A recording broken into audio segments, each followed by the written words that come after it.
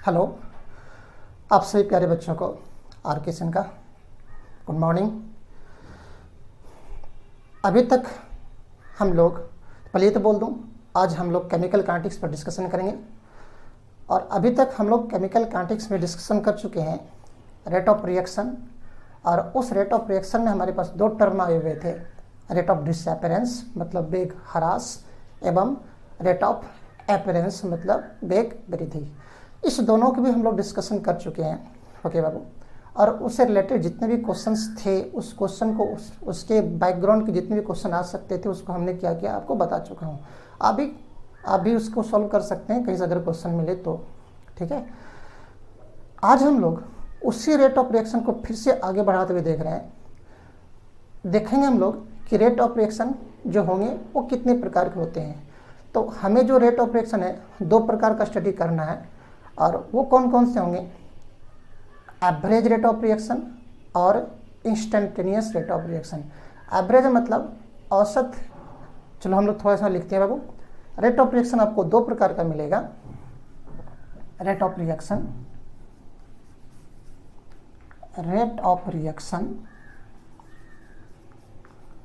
हमें दो प्रकार की मिलेगी, अभिक्रिया वेग या अभिक्रिया दर भी बोल सकते हो। कौन कौन? एक को नाम देंगे हम लोग average rate of reaction, short में लिखा हूं, है ना। Average rate of reaction Hindi वाले बच्चे लिख लोगे बाबू। औसत अभिक्रिया वेग और कौन बाबू, इंस्टेंटेनियस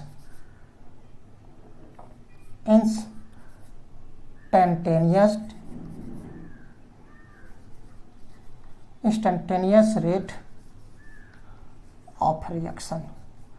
तो दो प्रकार के रेट ऑफ रिएक्शन होते हैं, average rate of reaction and instantaneous rate of reaction. दोनों में अंतर थोड़ा सा है, हालांकि कैलकुलेशन हम लोग कहाँ पर करेंगे, ज़्यादा काम करेंगे इंस्टेंटेनियस पर। एवरेज किसको बोलेंगे? देखो बाबू, जब बहुत लॉन्ग इंटरवल ऑफ टाइम हो, लंबे समय अंतराल में अगर हम लोग किसी रिएक्शन के रेट को स्टडी करेंगे तब उसे नाम देंगे हम लोग एवरेज रेट ऑफ रिएक्शन। और जब हम लोग किसी शॉर्ट इंटरवल टाइम में, बहुत कम टाइम में, वेरी शॉर्ट टाइम में, मतलब एक पर्टिकुलर टाइम में, जैसे कि 4th सेकेंड में, 4th मिनट में, 6th मिनट में, है ना। ओके बाबू, देखो जब बहुत कम इंटरवल टाइम में हम लोग स्टडी करेंगे किसी रेट ऑफ रिएक्शन को तो नाम देंगे हम लोग वहाँ पर इंस्टेंटेनियस रेट ऑफ रिएक्शन। हम अभी यहाँ पे आपको क्लियर करने जा रहे हैं, लेकिन हम लोग क्या करेंगे, थोड़ा सा इसमें राइट डाउन कर लो इसके बारे में। एवरेज रेट ऑफ रिएक्शन में लिखेंगे हम लोग, average rate of reaction is, average rate of reaction किसके लिए प्राप्त करेंगे बाबू हम लोग, find out for long interval of time, long interval of time. Okay Babu, average rate of reaction को हम लोग जब प्राप्त करते हैं किसके लिए, लॉन्ग इंटरवल ऑफ टाइम, उसके लिए समय जो होंगे कुछ लंबा होगा, 10 मिनट, 12 मिनट, 15 मिनट, आधी घंटा, है ना। इस प्रकार से लंबे समय मिलेंगे हम लोग। लेकिन इसे आप हिंदी वाले बच्चों लिख लोगे, है ना। औसत अभिक्रिया वेग के नीचे बाबू इसे लंबा समय अंतराल के लिए प्राप्त किया जाता है। ओके बाबू, इसमें आ जाओ, find out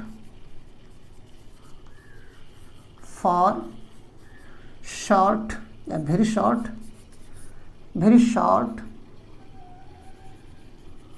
interval of time. Okay Babu, find out very short interval of time. Hindi वाले बच्चे लिख लोगे बाबू, इसे अल्प समय के लिए, समय मतलब अवधि, इसे अल्प समय के लिए प्राप्त किया जाता है। ओके बाबू, अल्प समय कहने का मतलब ये हुआ, दैट इज पार्टिकुलर टाइम, एक खास समय के लिए इसको हम लोग क्या करेंगे, प्राप्त करेंगे। जैसे देखो बाबू, डेफिनेशन जानने की जरूरत नहीं है, अगर डेफिनेशन लिखना भी चाहते हो तो आप लिख सकते हो, rate of reaction calculated over long interval of time is called average rate of reaction. देखो बाबू, मैं फिर से बोल रहा हूँ, हालांकि डेफिनेशन लिखने की कोई जरूरत नहीं है, उसको मैं यहाँ पर एक पॉइंट आउट कर दिया हूँ। लिखना चाहते हो तो लिख सकते हो, rate of reaction calculated over long interval of time is called average rate of reaction and rate of reaction calculated very short interval of time is called instantaneous rate of reaction. देखो, जब तक हम लोग इसे एक example के through नहीं देख लेते तब तक हम लोग काम नहीं कर पाएंगे, ठीक है। जैसे देखो बाबू, देखो मैं आपको घरेलू भाषा में समझा रहा हूँ, आप समझने की कोशिश करना। साइंस हमारे अगल बगल में है लेकिन हम लोग उसको एनालिसिस नहीं करते हैं। देखो बाबू, ये गाड़ी है, कोई बड़ी सी गाड़ी, बड़ी बस हो, और बड़ी बस में देखना आगे में लिखा रहता है स्पीड, ओके बाबू, और बगल में लिखा होगा 40 किलोमीटर, 60 किलोमीटर, जितना भी हो, 60 किलोमीटर पर आवर, है ना। मैं एवरेज और इंस्टेंटेनियस को आपको समझाने की कोशिश कर रहा हूँ। एक गाड़ी है, गाड़ी के देखना आगे लिखा होगा स्पीड और बगल में लिखा होगा 60 किलोमीटर पर आवर। इसका मतलब क्या हुआ, वह गाड़ी 1 घंटे में 40 किलोमीटर की दूरी कवर करती है ना। देखो, हम लोग इसी पर डिस्कशन कर रहे हैं। मान लिया जाए ये जो गाड़ी है, इसकी यहाँ से यहाँ तक की दूरी, यहाँ से यहाँ तक की दूरी, इसको मैं ए प्लेस कर दूँ और इसको मैं डी प्लेस कर दूँ। ए से डी प्लेस की दूरी जो है 40 किलोमीटर है, यहाँ से यहाँ तक की दूरी कितना है बाबू, 40 किलोमीटर है, ठीक है। और इस 40 किलोमीटर की दूरी को कवर करने में अगर उसे 1 घंटा लगता है तो हम लोग बोलेंगे उसका स्पीड कितना है, 40 किलोमीटर पर आवर है। लेकिन इस गाड़ी में क्या क्या घटना हुआ होगा उस पर हम डिस्कशन करना चाह रहे हैं, ठीक है। मान लिया जाए ये जो गाड़ी था, ये गाड़ी ए से चली और ए से चलकर क्या हुआ, बी पर पहुंची, ओके बाबू, कहाँ पे, बी पर। और यहाँ तक जो आई है, ए से बी की दूरी कितना है, 10 किलोमीटर, ओके बाबू। और यहाँ तक आने में उसको कितना समय लगा, उस समय को मैं T1 कह दूँ, 15 मिनट का समय लगा, है ना। मिनट लिखा हूँ, आप देख सकते हैं यहाँ पे मिनट लिखा हुआ बाबू, ये 15 मिनट लिखा हुआ है, आप मीटर मत समझ लेना। ये 15 मिनट का समय लगा, 15 मिनट का समय लगा, है ना। तो यहाँ पे स्पीड कितना हो गया, यहाँ पे उसकी जो स्पीड है दूरी बटा समय, ओके बाबू, दूरी कितना है, 10 है, और 15 मिनट मतलब 1/4 घंटा, 1/4 घंटा, ओके बाबू, 1/4 घंटा। तो ये क्या, 4 ऊपर चले जाएंगे तो कितना होगा, 40 किलोमीटर पर आवर, ओके बाबू। तो ए से बी तक आने में उसकी जो स्पीड है 40 किलोमीटर पर आवर है। ये 10 किलोमीटर 15 मिनट में आकर बी पर रुकी और बी पर ही और वो 15 मिनट का समय दे दिया, जो और वो क्या किया, 15 मिनट और रुक गया, ओके बाबू, 15 मिनट और रुक गया। मतलब ए से बी तक उसको आने में, जब ए से बी पर आए 15 मिनट में, तो उसका स्पीड 40 किलोमीटर प्रति घंटा था। लेकिन उसी बी पर या तो पैसेंजर लेने में, या तो पैसेंजर रिलीज करने में, या तो पैसेंजर को लेने में उसने और 15 मिनट का समय लगा दिया, रुक गया। अब वहाँ पर उसका स्पीड कुछ नहीं है, ठीक है। जब पुनः गाड़ी बी से सी पर आई, बी से सी पर आई, ओके बाबू, ये देखो जो टी टाइम कहाँ पर है, इस बी पर ही है, और बी से सी के बीच में जब यहाँ ये गाड़ी आई तब उसका जो समय लगा इस सी पर आने के लिए, उसको फिर से 15 मिनट का समय लगा, है ना। और उस दूरी को उसने क्या किया, 10 किलोमीटर फिर से कवर कर लिया, ओके बाबू। तो यहाँ भी उसका स्पीड क्या है, अभी इस बीच में यहाँ से यहाँ तक आने के लिए यहाँ भी उसका स्पीड जो है, स्पीड बराबर 40 किलोमीटर पर आवर, है ना, दूरी बटा समय। लेकिन सी से डी पर आने के लिए, सी से डी पर आने के लिए रास्ता बहुत स्मूथ था, रोड हाईवे था, है ना, 4 लाइन बना हुआ था, कहीं किसी प्रकार का जर्किंग नहीं था, बहुत स्पीड से चली। और अगला जो यहाँ से सी से डी पर जो चौथा 15 मिनट था, 15 मिनट बोले तो 1/4 घंटा, 1/4 घंटा, है ना। इसमें ये जो आई ये कितना 20 किलोमीटर का जो दूरी है, अगला जो 20 किलोमीटर की दूरी है उसने अगला 15 मिनट में कवर कर लिया। तो स्पीड कितना होगा,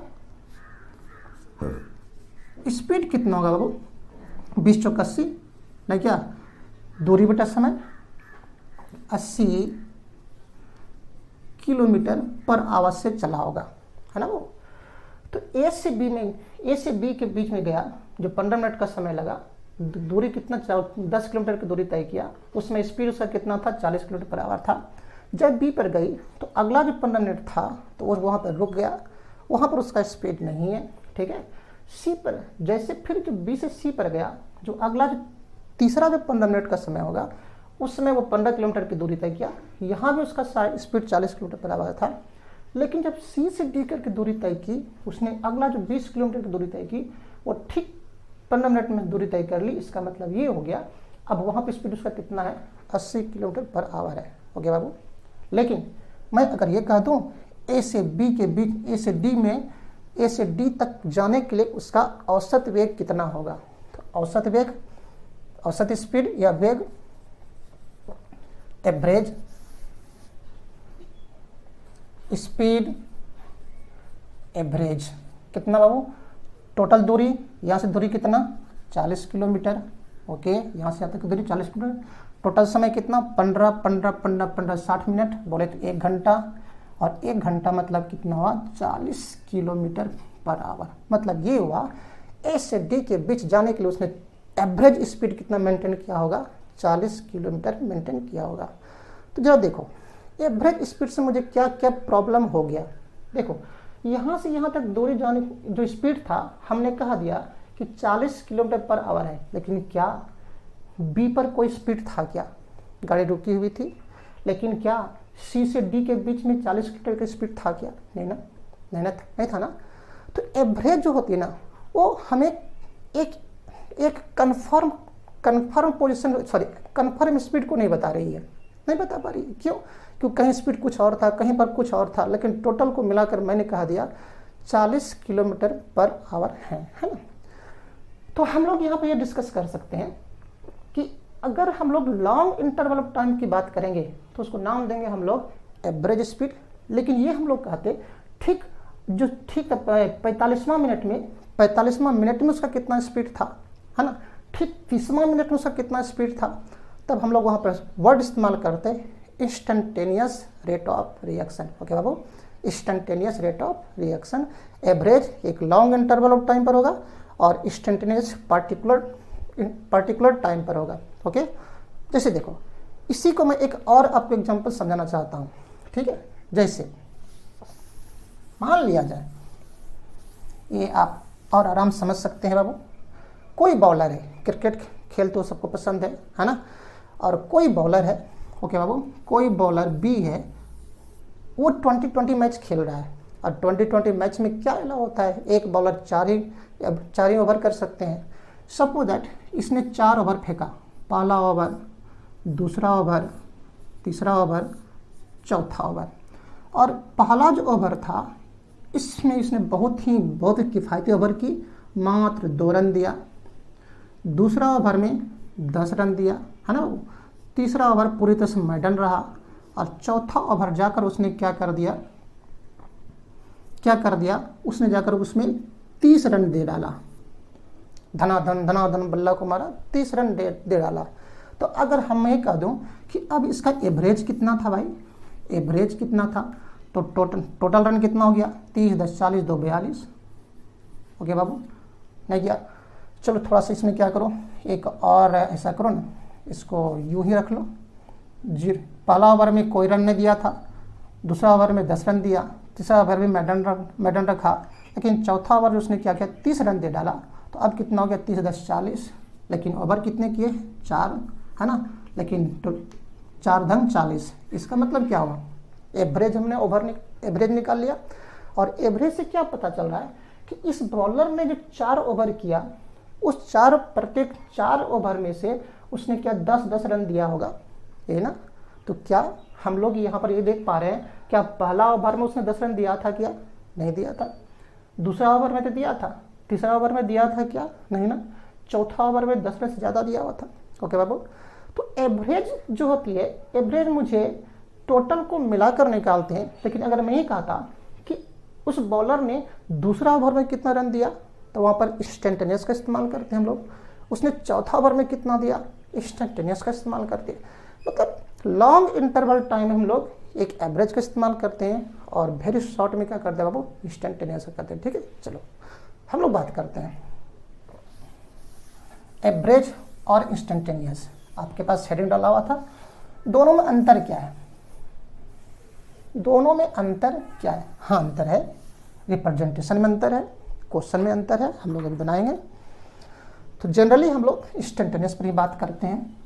देखो बाबू, सपोज दैट आपके पास कोई एक रिएक्शन दिया, मैंने रिएक्शन दिया, ए ने एक कोई रिएक्शन है इस प्रकार से, इस प्रकार से कोई रिएक्शन है, ए से डी बना, ए से डी बना, और ए का कोफिशिएंट 2 है और बी का कोफिशिएंट कितना है, सपोज 3 है, डी का कोफिशिएंट 3 है। कोई एक रिएक्शन हाइपोथेटिकल है और वो बैलेंस है, मैंने मान लिया। ठीक है, तो अगर मैं इसके लिए, इस रिएक्शन के लिए एवरेज रेट ऑफ रिएक्शन दिखाऊं और इंस्टेंटेनियस दिखाऊं, okay Babu, rate of reaction दिखाऊं कैसा, एवरेज में, और रेट ऑफ रिएक्शन दिखाऊं कैसा, इंस्टेंटेनियस में। ठीक है, शॉर्ट में दिखाऊं तो रेट ऑफ रिएक्शन जो दिखाने का आइडिया था वही दिखाएंगे, change in concentration per unit time divided by their corresponding coefficient. Okay बाबू, यह भी दिखाएंगे। इसमें क्या कमी आएगा, इसमें वृद्धि होगा, लेकिन दिखाएंगे कैसा, कमी आएगा। ओके बाबू, तो चेंज, यहाँ पे चेंज को हम लोग किस में दिखाएंगे, एवरेज में डेल्टा से। किसे दिखाएंगे बाबू, डेल्टा से। किसके, इस ए के कंसंट्रेशन में चेंज जो होगा, ओके बाबू, पर यूनिट टाइम, टाइम में चेंज, ओके, करस्पॉन्डिंग कोएफिशिएंट कितना है, 2 है। ठीक है, बराबर होंगे। ओके बाबू, इसमें क्या वृद्धि होगा, चेंज इन कंसंट्रेशन किसके, ऑफ डी, ओके, पर unit time T, corresponding coefficient कितना है, 3 है। ओके बाबू, जब हम लोग एवरेज दिखाएंगे तो एवरेज में हम लोग डेल्टा वर्ड का इस्तेमाल करते हैं। This is delta, delta DELTA, delta, है ना। अगर यहाँ पे करस्पॉन्डिंग कोएफिशिएंट 1 होता तो हम लोग यहाँ 1 लिखते, यहाँ पर 4 होता तो 4 लिखते, है ना। जितना कोएफिशिएंट है उससे हम लोग डिवाइड करेंगे। ठीक है, उसी प्रकार से जब इंस्टेंटेनियस की बात आएगी, मैं इंस्टेंटेनियस को यहाँ लिख रहा हूँ, rate of instantaneous reaction, okay, है ना।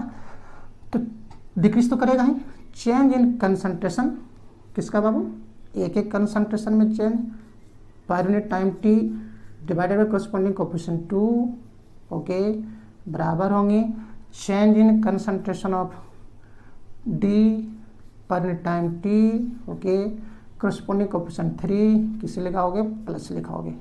ओके बाबू, एवरेज में हम लोग डेल्टा इस्तेमाल करते हैं, और इंस्टेंटेनियस हम लोग किसको करते हैं इस्तेमाल, ये डी, और डी को हम लोग क्या बोलेंगे, डेल, डी को क्या बोलेंगे, डेल। ओके बाबू, और जनरली हम लोग इसी इंस्टेंटेनियस पर, इसी डेल वर्ड का इस्तेमाल करेंगे, मतलब इंस्टेंटेनियस पर ही बात करेंगे।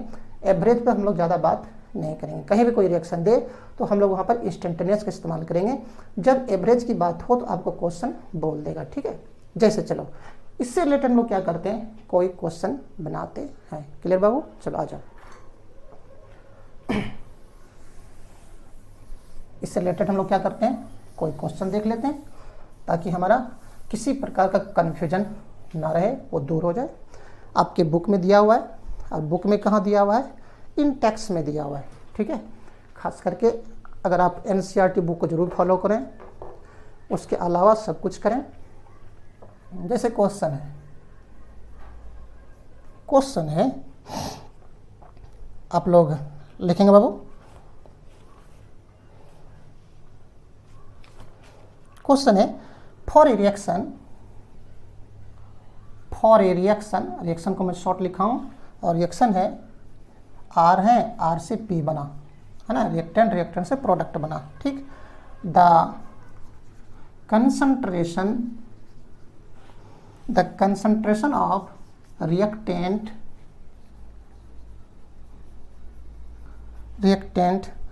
changes चेंजेज फ्रॉम 0.03, इसका मतलब बड़ी एम मतलब मोलरिटी, बड़ी एम मतलब मोलरिटी, मोलरिटी बोले तो मोल पर लीटर। ओके बाबू, 0.03, हालांकि मोलर ही बोल सकते हैं इसको, mole 0.03 molar to 0.02 molar. Okay, molar मतलब मोलरिटी। और चेंज होने में कितना समय लगा? In 25 minute. ओके बाबू, कैलकुलेट देखो लंबा समय लग रहा है, एवरेज निकालेंगे हम लोग। Calculate the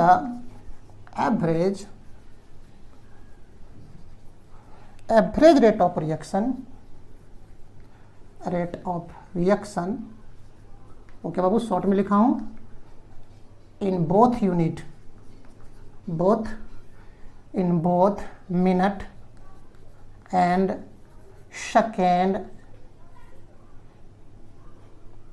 second unit. Okay बाबू, तो दोनों प्रकार के यूनिट में आपसे पूछ रहा है, कह रहा है कोई एक रिएक्शन है, और रिएक्शन कौन है बाबू? आर से पी, रिएक्टेंट से प्रोडक्ट बना, तो उसकी कंसंट्रेशन जो चेंज हो रहा है कहाँ से कहाँ?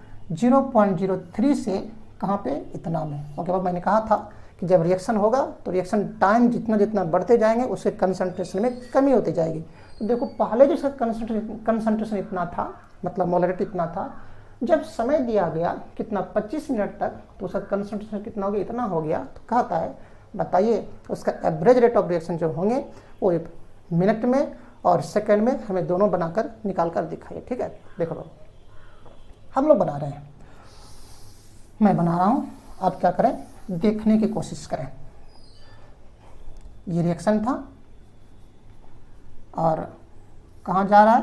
प्रोडक्ट बना रहा है। ओके बाबू, जब आपने समय दिया ही नहीं होगा तब इतना कंसंट्रेशन था। जब आपने समय दिया ही नहीं, मतलब इनिशियल टाइम, देखो टी आई लिखा हूँ, जब 0 समय था उस समय इसका कंसंट्रेशन बाबू, किसका कंसंट्रेशन? आर का कंसंट्रेशन। ओके, आर का जो कंसंट्रेशन है, ओके इनिशियल लिख दूँ, वो कितना दिया हुआ है? 0.03 मोलर है। ठीक है, प्रोडक्ट क्या बन रहा है उससे मुझे मतलब नहीं है, क्योंकि काम किस पर हो रहा है? रिएक्टेंट पर। यही कंसंट्रेशन जो इनिशियल कंसंट्रेशन प्रारंभिक था, अब जब समय दिया गया, कितना समय दिया गया वो? 25 मिनट, मतलब फाइनल टाइम हो गया, है ना? फाइनल टाइम कितना हो गया? अंतिम समय 25 मिनट। जब रिएक्शन होगा, ये रिएक्शन होगा तो प्रोडक्ट बनेगा, इसके अमाउंट में कमी आएगी, अमाउंट बोले तो कंसंट्रेशन में कमी आएगी, और वो होकर कितना हो गया? Are final. ओके बाबू, वो कितना हो गया आपके पास? 0.02 मोलर हो गया।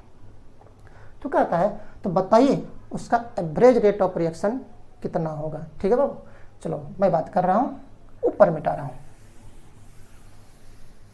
प्रोडक्ट क्या बन रहा है मुझे मतलब नहीं था। तो रेट लिखो, कौन सा? एवरेज बराबर डिक्रीज करेंगे बाबू, किसके? डेल्टा, किसके? कंसंट्रेशन में, है ना? और टाइम डेल्टा टी। ओके, आगे नहीं जाएंगे क्योंकि प्रोडक्ट पे कोई बातें नहीं हो रही है। ओके बाबू, अब आ जाओ यहाँ पे। चेंज मतलब चेंज जब भी निकालते हैं फाइनल और इनिशियल में अंतर से, जब भी चेंज निकालना हो फाइनल माइनस इनिशियल से हम लोग निकालेंगे। ठीक है, तो जिसको यहाँ देखो, इसी को हम लोग ऐसा लिखेंगे, बराबर माइनस फाइनल कंसंट्रेशन, इसका आर का फाइनल कंसंट्रेशन। ओके बाबू, ओके फाइनल कंसंट्रेशन, और माइनस इनिशियल कंसंट्रेशन, किसका? रिएक्टेंट आर का। ठीक, बट फाइनल टाइम, टाइम में चेंज कितना होगा?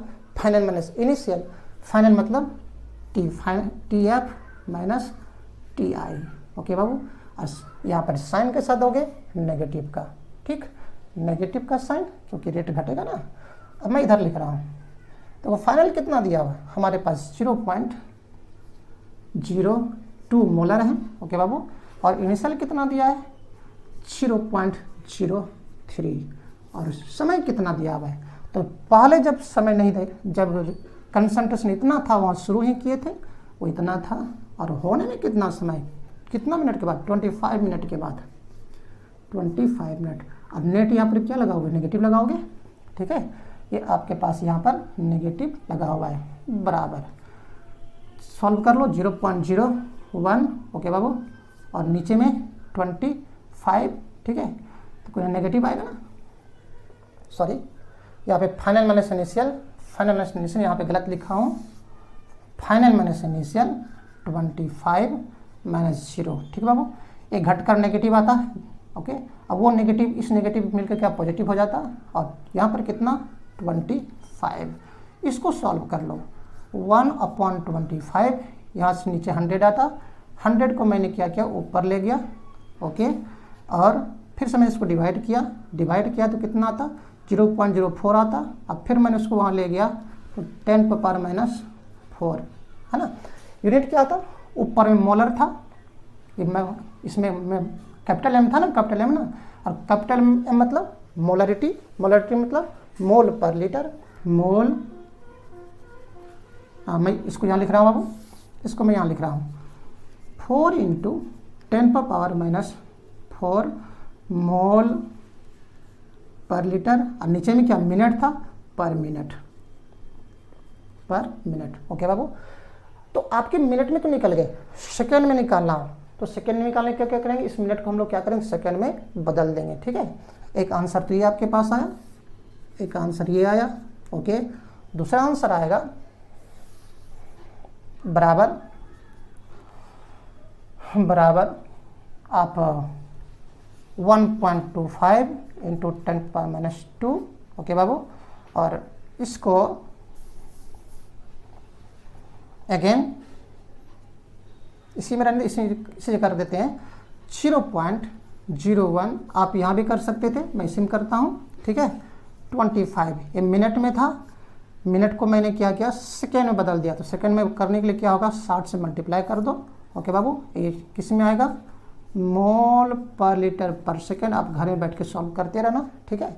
आप चाहते हो तो यहाँ पे 60 से डिवाइड कर सकते हो, चाहते हो तो यहाँ से भी कर सकते हो, बेटर होगा यहीं पे कर देता, जहाँ भी करना हो आप कर सकते थे, ठीक है। देखो बाबू, इस प्रकार से एक क्वेश्चन तो मैंने सॉल्व कराया, इसी से रिलेटेड एक क्वेश्चन और देता हूँ, उस क्वेश्चन को भी सॉल्व करो। उसके बाद जहाँ भी आपको बुक मिले आप उसे सॉल्व करने का आदत डालेंगे, ठीक है।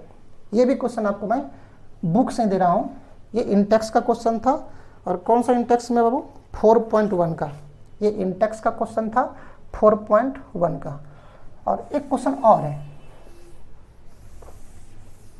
एक क्वेश्चन और है, जैसे अगला क्वेश्चन है, इंटेक्स का ही क्वेश्चन है, और क्वेश्चन नंबर 4.2, इंटेक्स का 4.2 क्वेश्चन है, फॉर ए रिएक्शन, किधर गया, इन ए रिएक्शन, और रिएक्शन है बाबू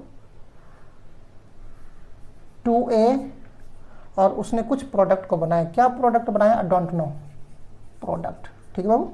उसका कह रहा है द कंसंट्रेशन ऑफ ए, इसका ये डिक्रीज करेगा, जब रिएक्शन होगी तो इसका डिक्रीज करेगा ना, the concentration of A decreases from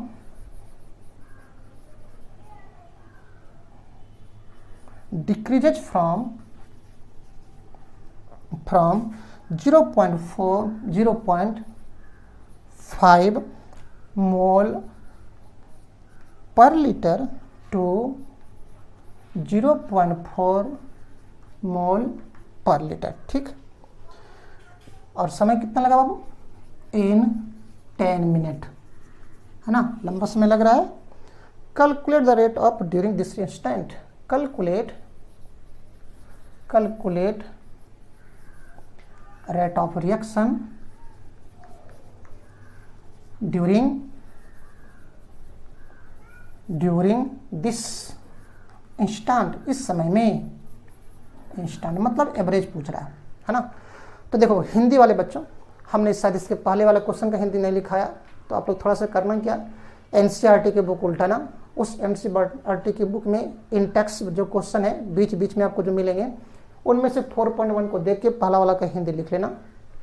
इसका भी हिंदी में लिखा देता हूं, लेकिन कोशिश करो बुक रखने की, ठीक है। फटाफट हिंदी लिखोगे। रिएक्शन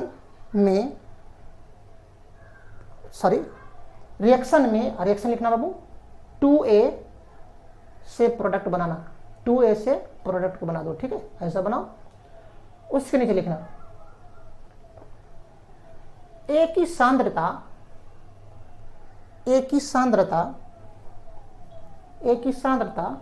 0.5 मोल पर लीटर, A की सांद्रता 10 मिनट में 0.5 मोल पर लीटर से 0.5 मोल पर लीटर से घटकर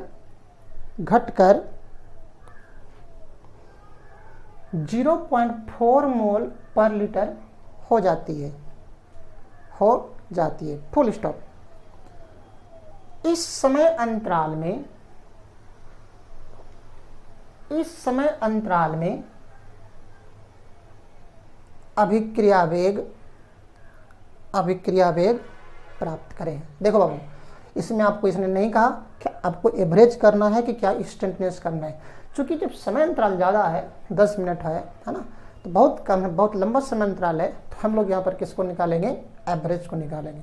ओके, चलो हम लोग सॉल्व करते हैं। कैसा रिएक्शन है बाबू, 2A से प्रोडक्ट बना, ठीक ना। जब टाइम आपने दिया ही नहीं था, इनिशियल टाइम दिया ही नहीं था, तो उसमें कंसंट्रेशन कितना था, ए का कंसंट्रेशन कितना था, इनिशियल कंसंट्रेशन हमारे पास कितना बाबू 0.5 मोल पर लीटर है ना, 5 मोल पर लीटर था। जब समय आपने उसको 10 मिनट का दे दिया, फाइनल हो गया, अब रिएक्शन 10 मिनट का दे दिया, तब ए की जो कंसंट्रेशन थी रिएक्शन हो गई है ना, घटकर कितना हो गया 0.4 मोल पर लीटर। मतलब ये हुआ 0.1 मोल इधर से निकलकर इधर आ गया। ओके बाबू, ये आपको पूरी तरह इंफॉर्मेशन दिया हुआ है। अब कहता है बताइए इसका रेट ऑफ रिएक्शन जो होंगे 10 मिनट में कितना होगा, मतलब एवरेज पूछ रहा है। तो चलो हम लोग बात करते हैं एवरेज रेट ऑफ रिएक्शन। किसके रिस्पेक्ट निकालोगे, रिएक्टेंट, क्योंकि प्रोडक्ट पे कोई बात ही नहीं हो रहा है, ये प्रोडक्ट पे कोई भी बात नहीं हो रही है। ये जो रिएक्शन हो रहा था, इस रिएक्शन में प्रोडक्ट पे कोई बात नहीं हो रहा है, ठीक है। तो मैं लिखूं एवरेज रेट, ठीक है बाबू। एवरेज रेट क्या होगा, इसकी कंसंट्रेशन में कमी आएंगे, चेंज इन कंसंट्रेशन किसके बाबू, ऑफ ए है ना, पर unit time T. Corresponding coefficient कितना है 2 से डिवाइड करेंगे हम लोग, इतना ही तो था। अब इसी को लिख दो हम लोग,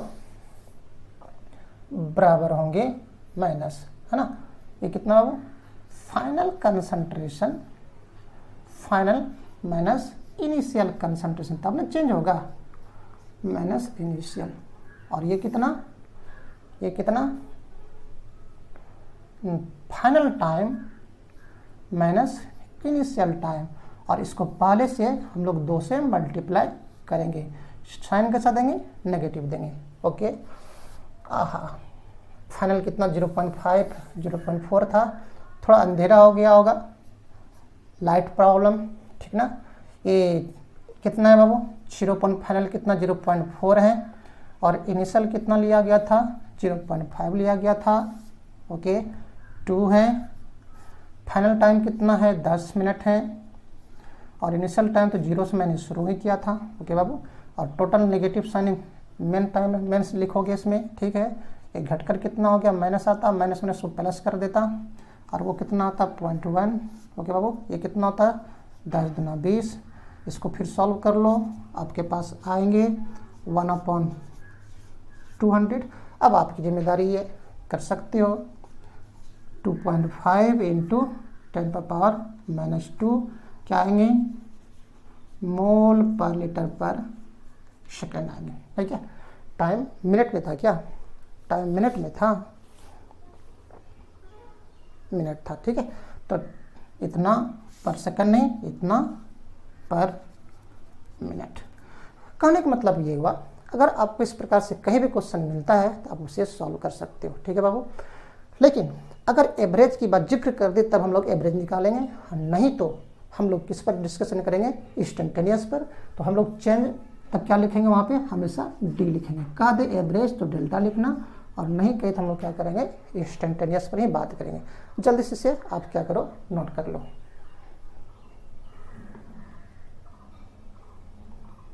ओके, कर लिया। अब चलो एक क्वेश्चन और बनाते हैं, इंस्टेंटेनियस से रिलेटेड एक क्वेश्चन और बनाते हैं।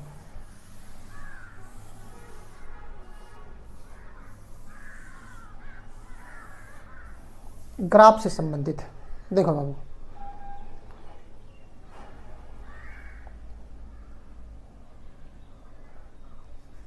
क्वेश्चन है, for a graph, for a given graph, दिए गए ग्राफ के लिए, ग्राफ जो दे रहे हैं बाबू हम इस रिएक्शन के लिए दे रहे हैं, ए से कोई बी बना, इस रिएक्शन के लिए हम ग्राफ दे रहे हैं। और ग्राफ कैसे दे रहे हैं, इस प्रकार से।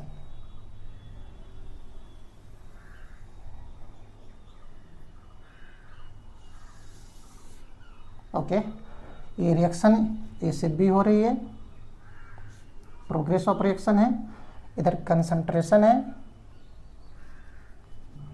इस एक्सिस पर कंसंट्रेशन को दिखा रहा हूं, और इस एक्सिस पर टाइम को दिखा रहा हूं।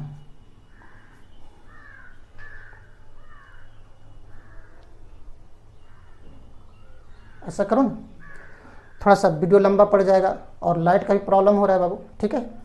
तो इस प्रकार के जो क्वेश्चन, ग्राफिकल क्वेश्चन है, उसको मैं क्या करता हूँ, नेक्स्ट वीडियो में बताता हूँ, ठीक है। क्योंकि लाइट की प्रॉब्लम है, हो सकता हो विजिबिलिटी में प्रॉब्लम हो गया हो, दिखता नहीं होगा आपको बोर्ड पे, इसलिए मैं क्या करता हूँ, इस क्वेश्चन को अगले लेक्चर में डील करता हूँ। और हमारी रेट ऑफ रिएक्शन अब कंप्लीट हो चुकी है। अब हम लोग इसके बाद जो चलेंगे, factor affecting rate of reaction, अभिक्रिया वेग को प्रभावित करने वाले कारक, ठीक है। तो आप क्या करो, इस सारे वीडियो को कंप्लीट करके रखो, बहुत ही एडवांटेज के रूप में आपको डाल रहा हूँ सारे वीडियो। ओके बाबू, कहीं किसी प्रकार की प्रॉब्लम नहीं होने चाहिए। चलो हम लोग फिर से नेक्स्ट वीडियो में मिलते हैं, तब तक के लिए आप सभी प्यारे प्यारे बच्चों को RK की तरफ से thank you, best of luck.